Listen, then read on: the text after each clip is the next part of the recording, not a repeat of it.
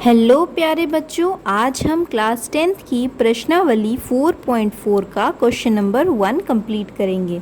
देखिए क्या लिखा है इसमें। निम्न द्विघात समीकरणों के मूलों की प्रकृति ज्ञात कीजिए। यदि मूलों का अस्तित्व हो तो उन्हें ज्ञात कीजिए। तो देखिए बच्चों, हमने आपको पहले ही बताया था कि मूलों की प्रकृति कैसे ज्ञात करते हैं। वह ज्ञात करने का तरीका होता है b² - 4ac।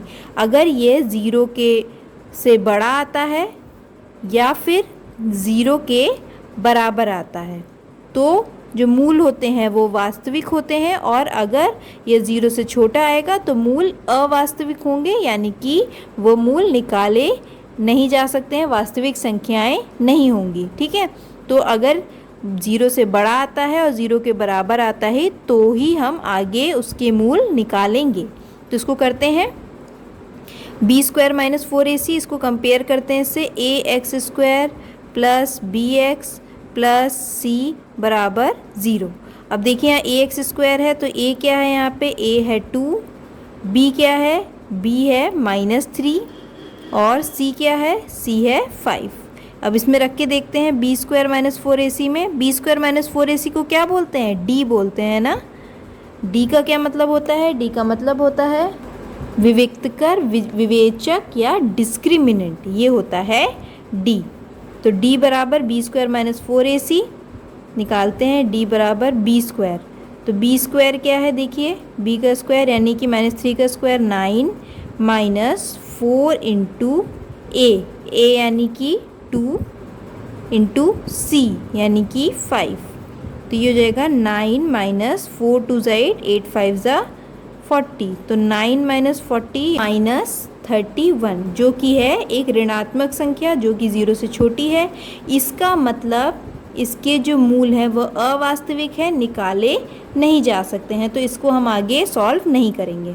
अब देखिए इसका सेकंड पार्ट, इसको भी निकालते हैं। d बराबर b² यानी कि 4√3 का स्क्वायर -4 × a यानी कि 3 × c यानी कि 4। तो ये हो जाएगा 4 × नहीं, ये 16 हो जाएगा, सॉरी 16 हो जाएगा ना। 4 4 जो 16 × √3 कितना हो जाएगा 3 -4 3 12 12 4 48। तो ये हो जाएगा 48 - 48 यानी कि 0। तो ये जो है 0 के बराबर आ रहा है। तो हमने क्या बोला था, अगर 0 के बराबर आता है विविक्त करे विवेचक तो भी इसके मूल निकाले जा सकते हैं। ऐसे केस में क्या होंगे, जो दोनों मूल आएंगे वो एकदम बराबर आएंगे। तो निकालते हैं मूल।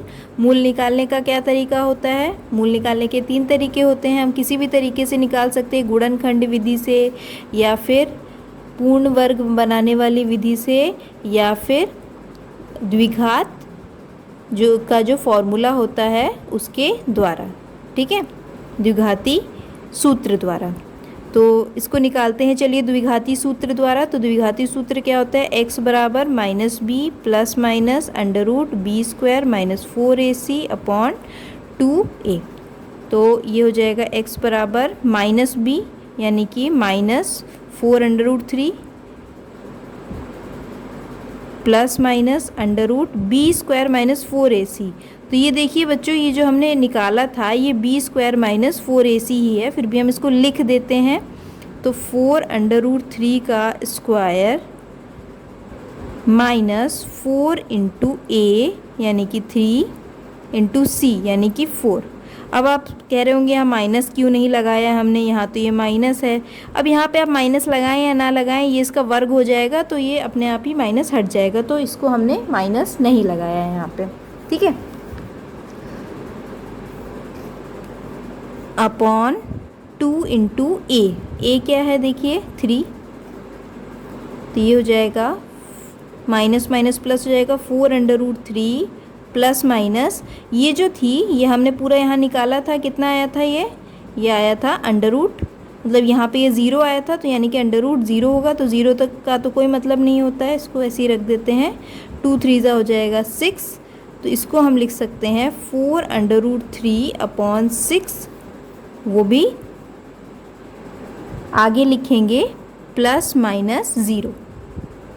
अब देखिए बच्चों, आप 4√3 में +0 करें तो भी 4√3 ही आएगा, और -0 करें तो भी 4√3/6 ही आएगा। तो ये काट देते हैं, 2 2 4, 2 3 6, 2 2 4, 2 3 6।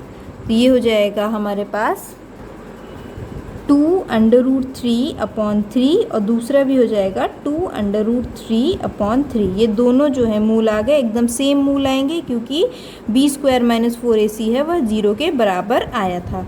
देखिए बच्चों, अब ये और कट सकता है, इसको हम और काट देते हैं। ये हो जाएगा, ये √3 कट जाएगा तो ये नीचे बचेगा √3, ये भी √3 कट जाएगा, ये √3 था ना, तो ये भी अंदर बचेगा, नीचे बचेगा √3। तो ये हमारे पास हो जाएगा 2/√3, और दूसरा भी 2/√3। तो ये दो मूल इसके निकल गए, यही इसका आंसर। अब देखिए बच्चों, करते हैं इसका थर्ड पार्ट। इसमें भी विवेचक निकालते हैं, या विविक्त कर। d = b² - 4ac। तो ये हो जाएगा b² यानी कि -6² 36 -4 × a यानी कि 2 × c यानी कि 3। तो ये हो जाएगा 36 - 4 2 8, 8 3 24। तो ये हो जाएगा 2 और 1 12। तो ये है 0 से बड़ा, यानी कि इसके जो होंगे दो अलग अलग मूल निकलेंगे वास्तविक। तो चलिए करते हैं। x बराबर -b + √b² - 4ac/2a। ठीक है, तो -b यानी कि हो जाएगा माइनस के 6 + √b² यानी कि 36 -4 × a क्या है 2 × c यानी कि 3/2 × a क्या है 2। तो ये हो जाएगा 6 ± देखिए अभी हमने निकाला है b² - 4ac कितना आया था 12। तो ये √12 हो जाएगा, √12/2 2 4। तो देखिए इसको हम क्या करेंगे, एक बार प्लस कर लेंगे, एक बार माइनस कर लेंगे। 6 + √12/4, और एक हो जाएगा 6 - √12/4। इसको देखिए अभी हम और कर सकते हैं, कैसे करेंगे। x बराबर 6 + √12 को हम क्या लिख सकते हैं 2 × 2 × 3/4। इसी तरह इसको भी लिख लेते हैं 6 - 2 × 2 × 3/4।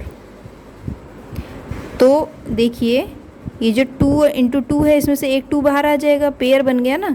तो 6 + 2 √3/4 हो जाएगा, और एक है 6 - 2 √3/4। अब ये कॉमन हम ले सकते हैं, इसमें से कॉमन ले लेते हैं। तो ये हम 2 कॉमन ले लिया, तो अंदर बचेगा 3 2 3 6 + √3/4, और ये है 3 - √3/4। ये हमने यहाँ पे भी 2 कॉमन ले लिया, ये कट जाएगा, ये कट गया। तो अंदर बचा 3 + √3/2, और दूसरा बचा 3 - √3/2। तो ये x के दोनों मूल निकल आए, यही इसके आंसर होंगे।